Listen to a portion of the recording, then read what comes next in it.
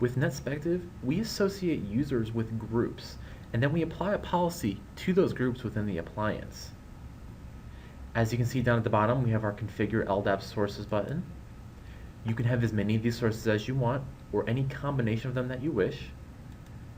We do support the Active Directory, eDirectory, and Open Directories. Once we put in our pertaining information here, we jump back over to Groups, where we can create a group by simply giving it a name. We select that source we saw before, and almost instantly our LDAP objects are populated, so we can tie this group to any one of your pre-existing LDAP groups or organizational units. We have our LDAP priority here, where you can prioritize one group from another and make them higher in the list that you see on the left. For example, you may have a teacher who is a part of the teacher and student group, and you don't want her policy to be confused between one group and the next. You can set this priority number lower so that her teacher group is higher on the list than the student group, and that way her policy will be tied to that teacher group as opposed to the student group. Here's where we can set our alternate days policy so that this group may have one policy on some days and a different policy on other days of the week. We have our YouTube for Schools feature. When you sign up for a YouTube for Education account, they give you a unique code associated to your account. We're simply going to put those into the system and give them a name to identify them. When I come back over to Groups, what we have is the ability to tie a YouTube for Education account to a group based on their educational needs. You may want one account associated with elementary school students and another account associated with high school students because their needs for education may be different.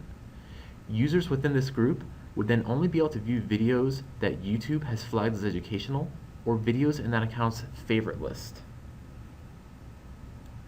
In our block override tab, we can issue out block page overrides for individual users or for an entire group of users at once if you choose. We have the amount of time those overrides will take place for. We're currently set to manager credentials.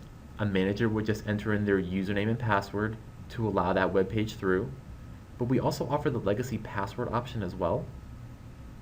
Here we can enable an email notification. So for example, if a manager issues out one too many block page overrides within a day, you can have an email sent to you based on that activity. We have our request category change feature.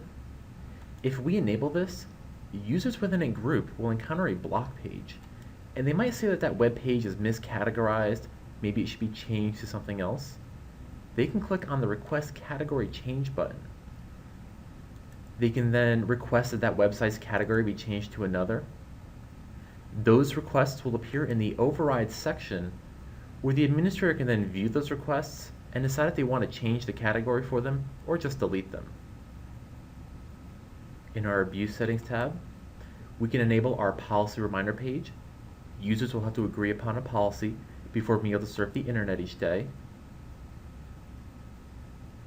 You can display this as often as you want to. You can show it once every 10 minutes, once a day, it's up to you. This Policy Reminder page, the block pages, the portal pages, these are all completely customizable. As you can see, you can change the graphics, color, text, script, anything you wish. Back in our group policy section, we can flag various categories. As you can see, we can flag them level 1, 2, or 3. Then we can apply some settings to those flagged categories, such as having an email notification sent to you. We could lock down all web traffic or all web and protocol activity based on the number of hits going to these flagged categories within a certain time frame that you specify. We find this really helps in the K-12 space to help curb a student's surfing behavior when we find there are bigger consequences to their actions. You may want to put this on your peer-to-peer protocols, and then even if you're blocking them, if a student is found trying to access them, you can have their entire web and protocol activity locked down. They have no choice but to confess what they were doing to get it turned back on, and they're much less likely to do it next time around. In the user section, this is where we can create users locally without bringing them in through LDAP. As you can see, we have the same import and export buttons, so you can bring in a list of users at once if you choose. If we create a user, we can simply give them a name and put them under a pre-existing group within the system. These groups must be ones that are not linked to LDAP so that they do not get confused with pulling in users from the LDAP into the group. As you can see, we have a few options down here. We have our use as location. With this, the policy will be tied to the IP address of the machine, not the user that is logged in. If you have a kiosk or a terminal in a library or lobby, this use as location will allow that policy to stay the same no matter who is logged in. That way, you won't have users walking by, seeing content you don't want them to. We can tie this user in with their VLAN ID. We can assign them a dynamic IP address through the NetSpective logon agent, give them a static IP address, or a range of static IP addresses.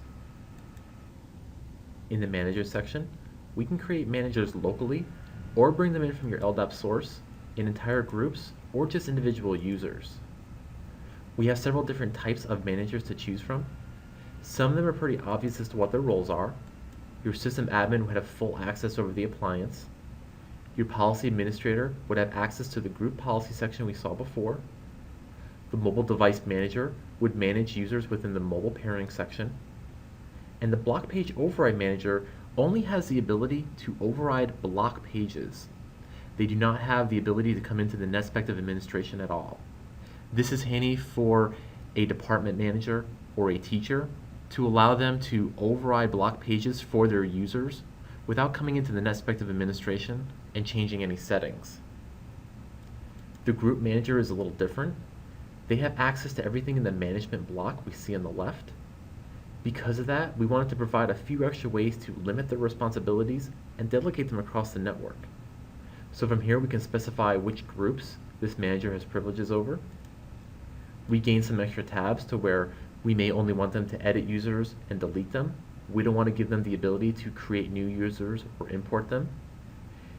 We may want to give them the ability to manage a particular IP address range of users, giving them kind of a NetSpective within a NetSpective to where they can only manage users within this IP address range. We may want to omit certain parts of the product from them. We don't want them issuing out overrides. We may want to remove certain categories from the group policy section, because as you can imagine, a manager isn't going to need to turn on and off pornography on a day-to-day basis. We could remove these categories completely and they won't even see them in the list.